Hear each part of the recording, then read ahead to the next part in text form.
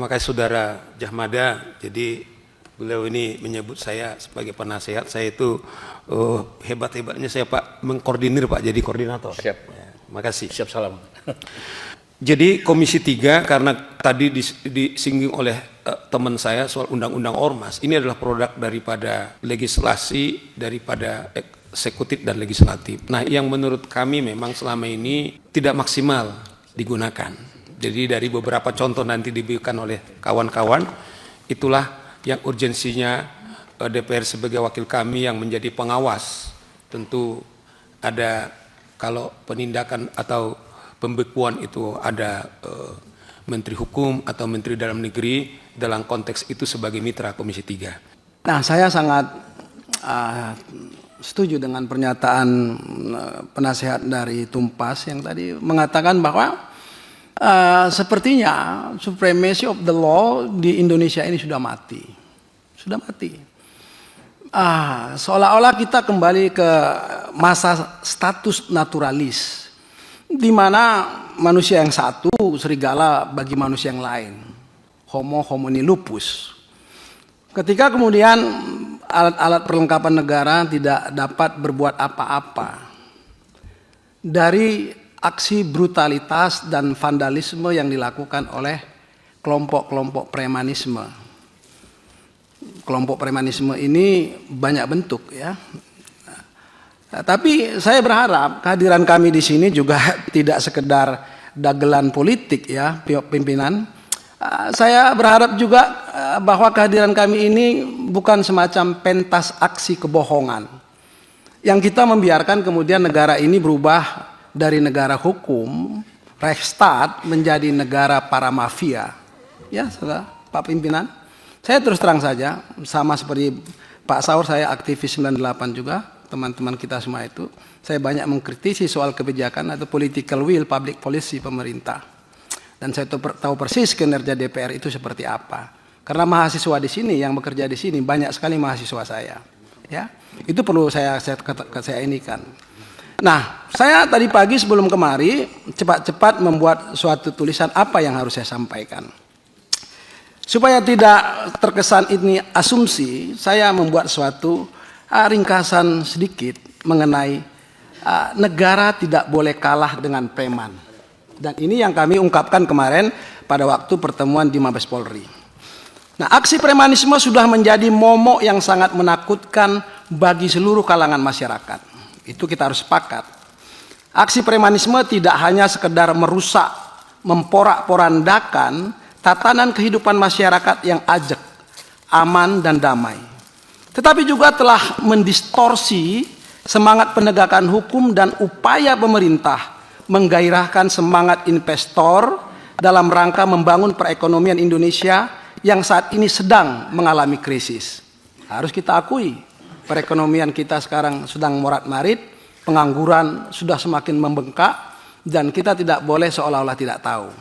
Mungkin kita sedang duduk di kursi empuk, tapi jangan salah, kursi empuk itu dapat membuat kita menjadi masuk jurang yang sangat dalam ketika kita tidak mau peduli terhadap nasib rakyat.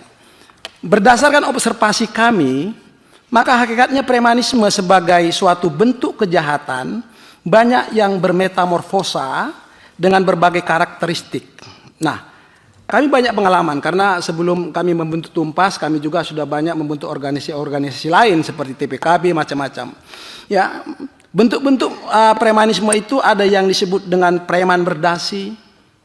Ya, nggak tahu apakah di DPR ini ada juga preman berdasi, ya. Preman berseragam. Saya juga tidak tahu apakah ada preman berseragam di sini atau preman berjubah. Ya. Selain itu apabila dilihat dari strukturnya, maka ada yang disebut dengan preman terkoordinir dalam suatu organisasi resmi tertentu seperti Ormas, LSM. Bahkan ada yang berbadan hukum. Nah, tadi yang diminta untuk dibubarkan berdasarkan Undang-Undang Ormas tentu yang berbadan hukum.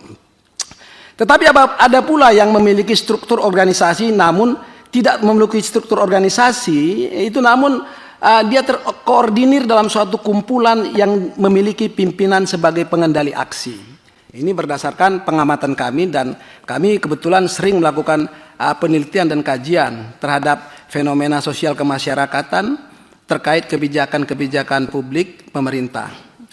Dalam kenyataannya, aksi premanisme tidak sekedar menjadi hantu dan momok yang sangat menakutkan bagi masyarakat, karena sering menimbulkan kegaduhan dan situasi tidak kondusif.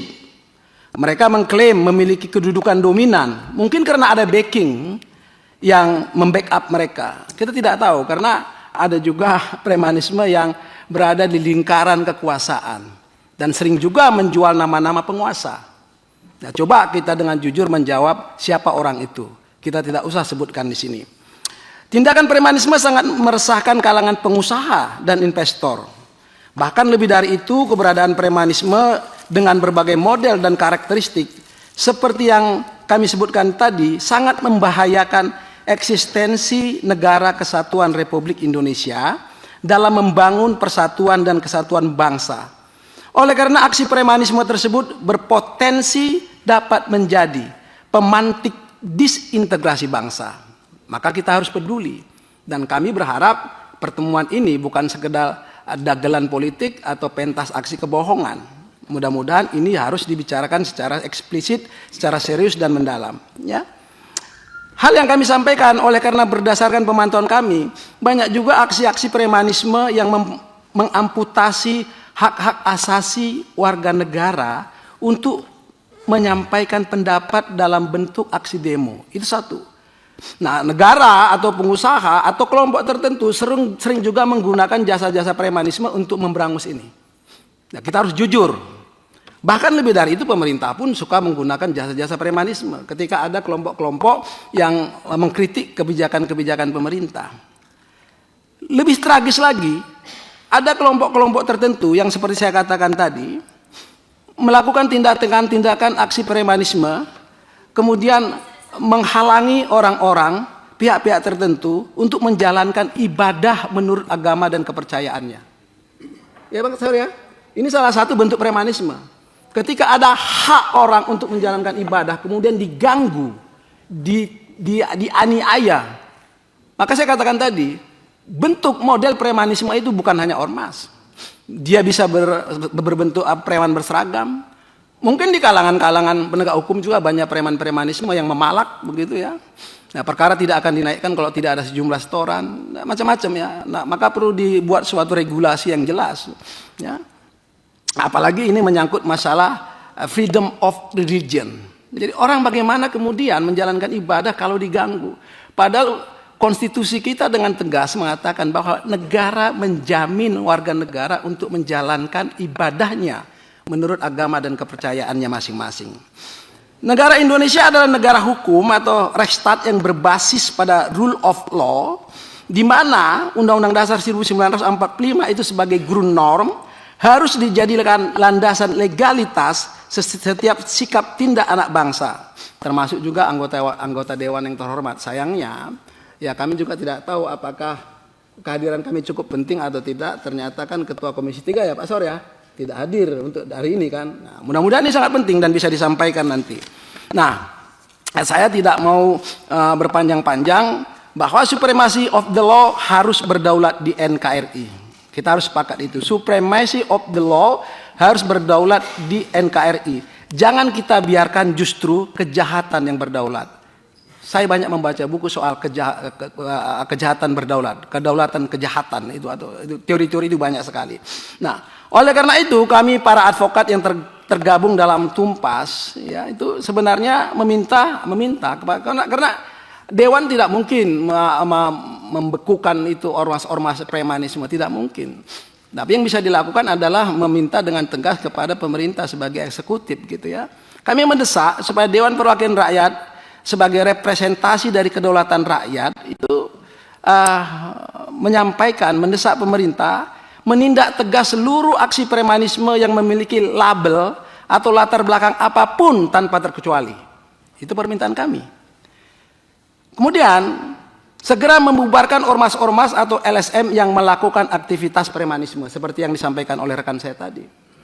Ya, selanjutnya memecat kalau perlu aparatur negara atau pejabat publik yang berafiliasi dengan dan atau membackingi ormas-ormas dalam bentuk apapun juga. Nah, Ini banyak sekali memang aparatur-aparatur negara ya baik di tingkat penegakan hukum itu yang menjadi backing atau membackup ormas-ormas tertentu, karena seperti yang saya katakan tadi, ormas ini adalah seperti peluru kendali yang setiap saat dapat digunakan untuk memberangus pihak-pihak tertentu. Kemudian kami berharap bahwa Dewan Perwakilan Rakyat itu mengambil tindakan tegas terhadap aparatur negara yang bersimbiosis dengan pola-pola nepotisme dengan kelompok premanisme, Pak. Jadi banyak sekali ya aparatur negara yang membangun simbiosis itu.